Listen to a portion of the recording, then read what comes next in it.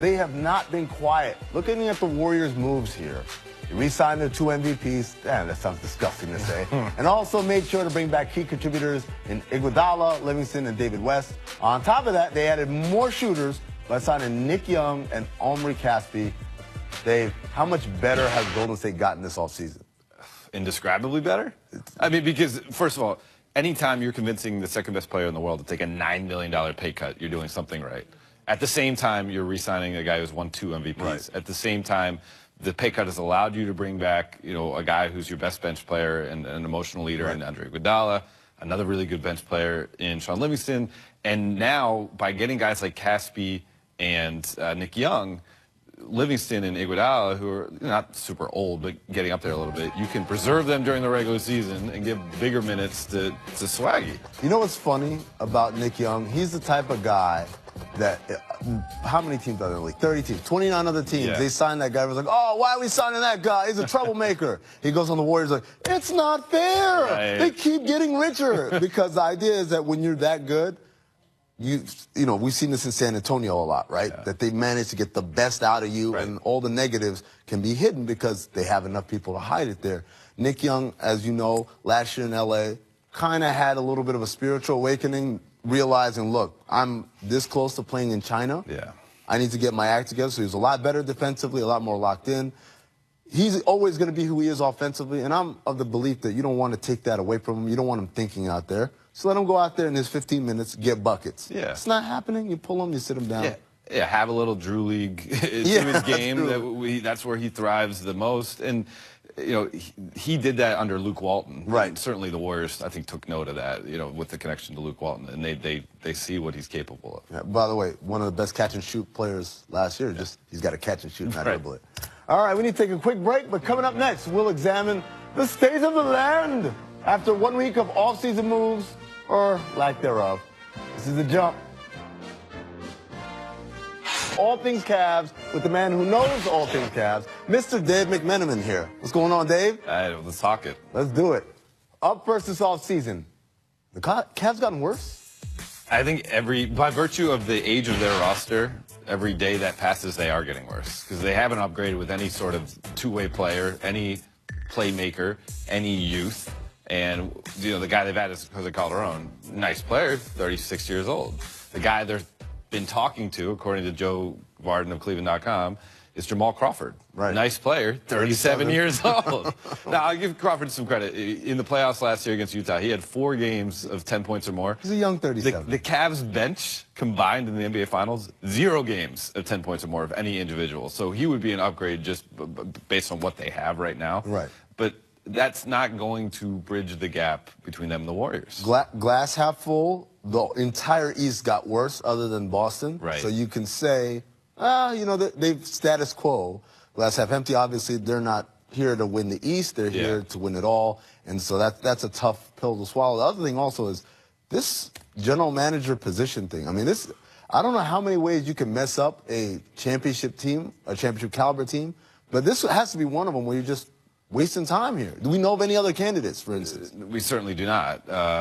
What I've been told, speaking to people around the team, is that the last couple weeks have been almost on-job training or in an active interview for guys like Kobe Altman and Mike Gansey, and they're doing an exemplary job of not licking their wounds and recognizing the chaos that's going on, just putting their head down and trying to get deals done.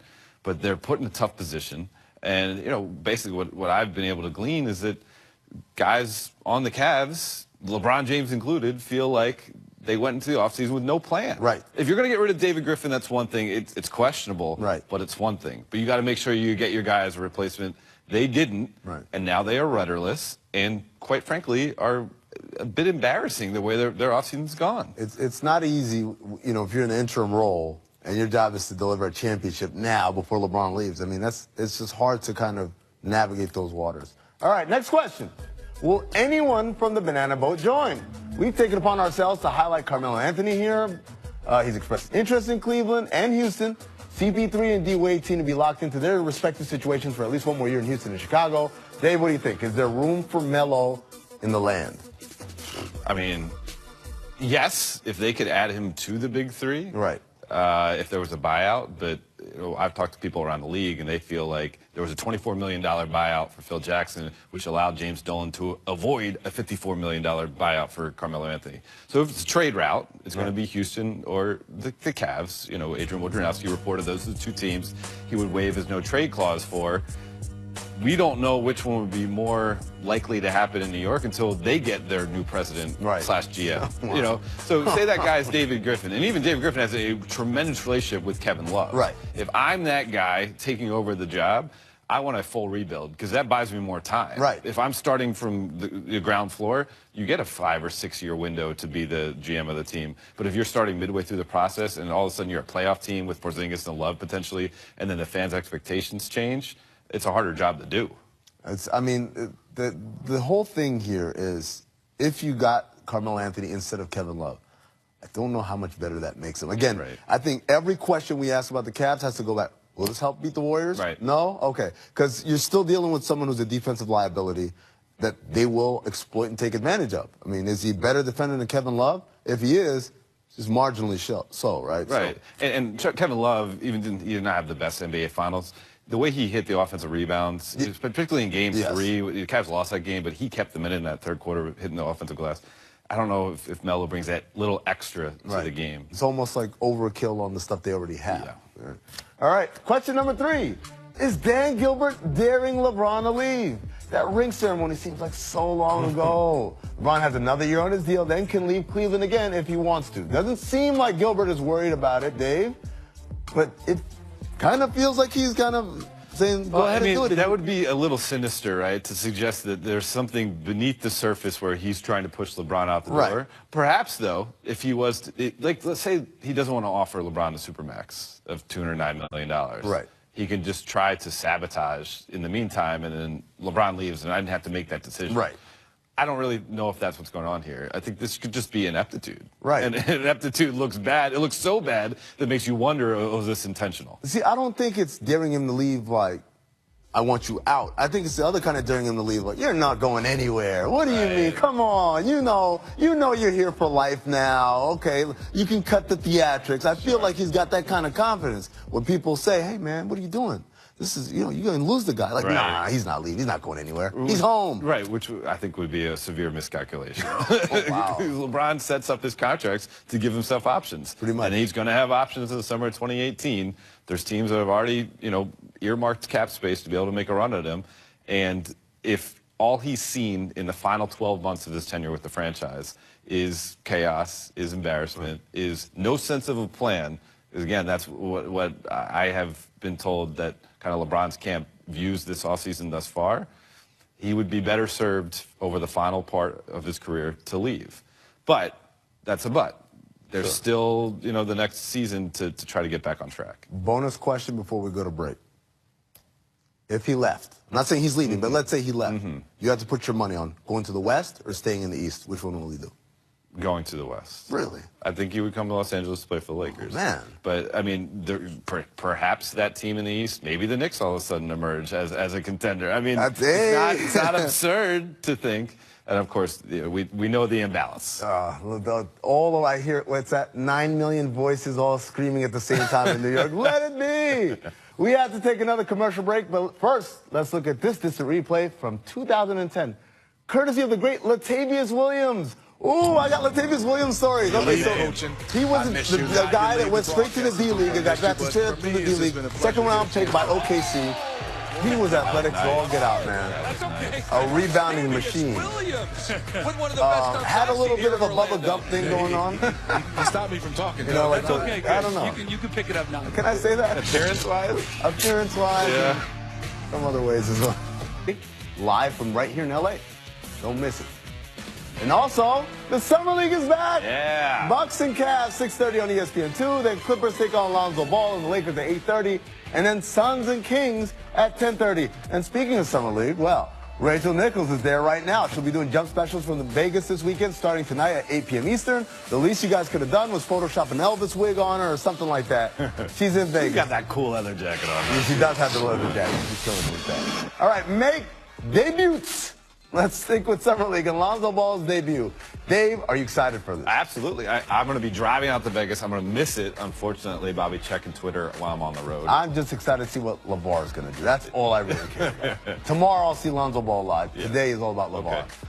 Miss Bedhead. Gordon Hayward hasn't signed his Celtics contract yet, but he's found a new barber. Dave, are you relieved he won't be reverting back to this look? Oh, yeah, that's a tough one. Oh, man. I was curious if he'd do a totally new look, being the new city, but it's very important to find a barber on the road. Oh, man. My beard needs trimming.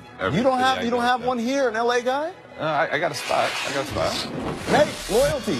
Yesterday there were reports that the clock has started ticking on Giannis' exit from the Bucks.